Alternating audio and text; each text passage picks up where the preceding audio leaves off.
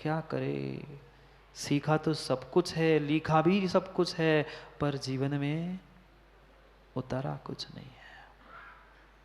उस हेय उपादेय ग्रहण करने योग्य नहीं करने योग्य बच्चों को सिखाते हो कि नहीं माँ? सिखाते हैं ना बेटा, सबके सामने ऐसा नहीं करते।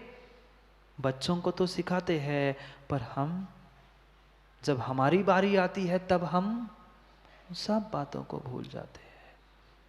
फिर हम बच्चों से भी माँ गए बीते नहीं हैं। बच्चों को तो 1 बार 2 बार 4 बार 10 बार समझा दो, वो कभी ना कभी मान लेंगे। आपको तो समझाते समझाते सदियां बीत गई, पर मान गए? नहीं मान रहे। फिर आप नहीं मानोगे पप्पू भाई, आने वाली पीढ़ी क्या खाक मानेगी? हम उन सिद्धांतों को, हम उन संविधानों को नहीं जान पा रहे हैं, नहीं जीवन में उतार पा रहे हैं, और हम मात्र और मात्र कोरी चर्चा दूसरों के लिए करने से सुरेंद्र पंडित जी क्या काम का?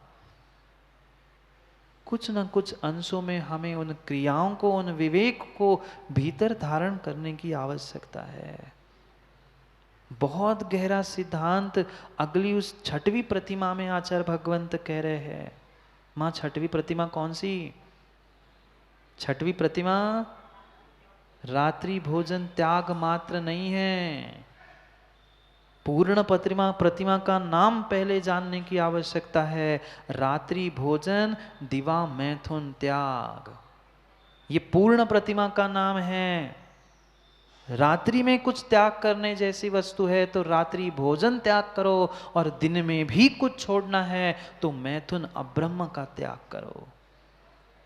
ये सिखाने वाला जैन दर्शन है। नहीं तो त्रियंश को तो देख ही रहे हो रोड में, उन निशाचरों को तो देख ही रहे हो। देखा निशाचर संजीव भाई? निशाचर नहीं, मैं पूछ रहा हूं देखा क्या? कौन होते निशाचर?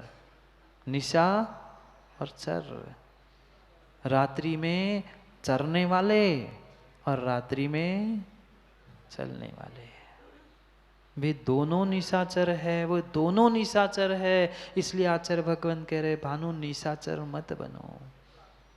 जो काम जिस समय पे करना है उस समय पे करो। दिन में तुम्हें खाने की छूट दी है, दिन में खाओ ना, पर हमें तो रात ही में खाना है। रात में खाने वाला निशाचर है, और दिन में मैथुन अब्रह्म का सेवन करने वाला भी निशाचर है। रोड पे घूमने वाले तिर्यंचों को देख लो ना, उन्हें ये विवेक है हम कौन सी क्रिया कहाँ पे कर रहे हैं, लोग देख रहे हैं, कोई उन्हें विवेक नहीं, कोई बोध नहीं है, ना दिन का ना रात का। जब चाहे तब मुख चला दिया, और जब चाहे तब और भी पाप कर लिया। ये दोनों इंद्रिया आचार्य भगवंतों ने सबसे खतरनाक कही है। वह फिर भी स्पर्शने इंद्रिय फिर भी अंतिम समय में संभल सकती है, अगर रसना संभली है तो। क्योंकि सबकी कर्ता धर्ता कोई है तो ये रसना इंद्रिय है, चटोरी जीव। चाट लो चाट लो चाट लो, जितनी जितनी गृद्धता से तुम उन अभक्ष सामग्री को, कंद मूल आदि आदि को खा रहे हो, पक्का पक्का मान लेना नरकों की पूरी व्यवस्था बना रहे हो। क्यों कहा निशाचर? क्योंकि विवेक नहीं है, बोध नहीं है, किस समय पर कौन सा काम करना है।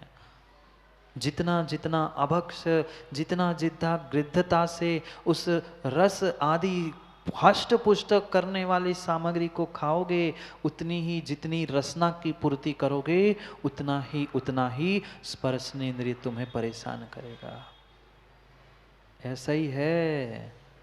ये संसार में उलझने का अगर कोई रहस्य है, संसार में भटकने का कोई रहस्य है, तो मात्र 8 अंगुल है। उस 8वीं पृथ्वी पर क्यों नहीं पहुंच रहे हैं? क्योंकि 8 अंगुल परेशान कर रहा है, इसलिए वह 8वीं भूमि सिद्ध शिला पर नहीं पहुंच रहे हैं। ऐसा ही है, 4 अंगुल की ये जीभा और 4 अंगुल का कामेंद्रिय स्पर्शनेंद्रिय, दोनों को संभालने की एक साथ बात कर रहे हैं। श्रावक होना नहीं कह रहे हैं अभी छठवीं प्रतिमा में कि पूर्ण ब्रह्मचारी बनो, नहीं है पूर्ण ब्रह्मचारी बनने की शक्ति, कम से कम दिन में तो ब्रह्मचारी बन के रहो। दिन में मैथुन नहीं करना और रात्रि में भोजन नहीं करना, ये छठवें प्रतिमा का स्वरूप है, विवेक नहीं है। आज क्यों क्यों इतनी सारी विषमताएं दिख रही है, क्यों वह विक्षिप्त बालक जन्म ले रहे हैं, संतान जन्म लेते ही विक्षिप्त दिख रही है, कोई हाथ पैर से, कोई बुद्धि से, कोई आंखों से, क्यों? क्योंकि इन बातों का समय उन्हें बोध ही नहीं है। परम सत्य है, ना दिन का ना रात का, ना कोई मर्यादा का बोध ही नहीं है, बेचारे निशाचर होके घूम रहे हैं। कम से कम माताओं उन 4-5 दिनों में तो संयम से रहना चाहिए था। ये जितनी समाज में संतानों में विकृति दिख रही है, उसके पीछे आप सभी का असंयम है। नहीं ले पा रहे हैं जीवन भर, कम से कम 4-5 दिन तो महीने में संयम से नहीं रह सकते। जो उन 5-6 दिनों में असंयम से रहता है, दिन में मैथुन को प्राप्त करता है, उनकी ही संतान खोटी होती है। फिर कोसो अपने पुण्य को, फिर कोसो उस संतान को, ऐसा क्या किया था महाराज जी, करने से पहले क्यों नहीं सोचते। जब माँ उन अशुद्धि के दिनों में बड़ी पापड़ देख जाए तो उसका रंग बदल जाता है।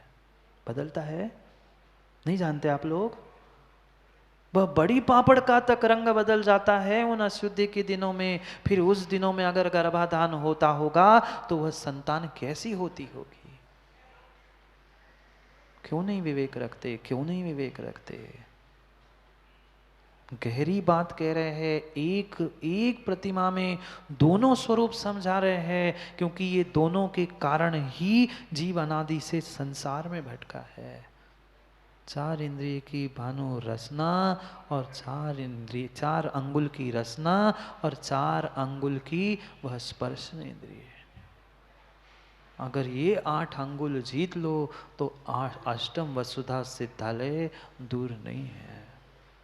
इसलिए उन दोनों को जोड़कर एक साथ कह रहे हैं, चारों प्रकार के भोजन का त्याग करना होगा रात में, और सभी प्रकार के मैथुन का, ब्रह्म का त्याग करना होगा दिन में। आज की तो लीला ही अपरंपार है। सास बहू और बेटा ससुर सब एक साथ एक उस पलंग और कोच पे बैठकर टीवी देख रहे हैं, और उस टीवी को देखते देखते ही चल रहा है काम। मुंह भी चल रहा है, आंख भी चल रही है, दिमाग भी चल रहा है। कहाँ गया विवेक, कहाँ गई मर्यादा। कम से कम इतना तो विवेक, इतनी तो मर्यादा होनी चाहिए थी कि हम कौन से समय में क्या कर रहे हैं और किसके सामने क्या कर। सास ससुर ही बहू बेटे के साथ बैठकर टीवी देखेंगे और रात में भोजन करेंगे तो नाती क्या करेगा। क्या शिक्षा दोगे उसको, बेटा रात में भोजन नहीं करते, रात में खाने से पाप पड़ता है। वो कहते हैं हमारा बाप ही नहीं मानता तो हम काय को पाप को माने। अरे भाई ऐसे भी उत्तर देने वाली संतान है। अनिल भाई अभी देखा क्या है आपने, हम तो गांव गांव घूम के आए, नगर नगर घूम के आए। वह चाहे माता की समस्या हो, चाहे बेटे की हो, पिता की हो, समस्या तो आती यही पे है, यही पे समस्या आती है। हर कोई अपने दिल की बात बता के जाता है। बताजी महाराज जी पापा मानते नहीं हैं, खूब समझाते हैं कि ये मत खाओ मत खाओ, फिर भी तंबाकू गुटखा खाते ही है, फिर भी खाते ही है। तुम किस बिना पर बच्चों को समझाओगे कि बेटा ये व्यसन अच्छे नहीं होते, रात्रि भोजन अच्छा नहीं होता। कहाँ गए वे दिन, कहाँ गए वे दिन की रात्रि भोजन करने वाले कुल परिवार में कक्का बहू को, बेटी को ब्याह नहीं जाता। याद है उन दिनों की?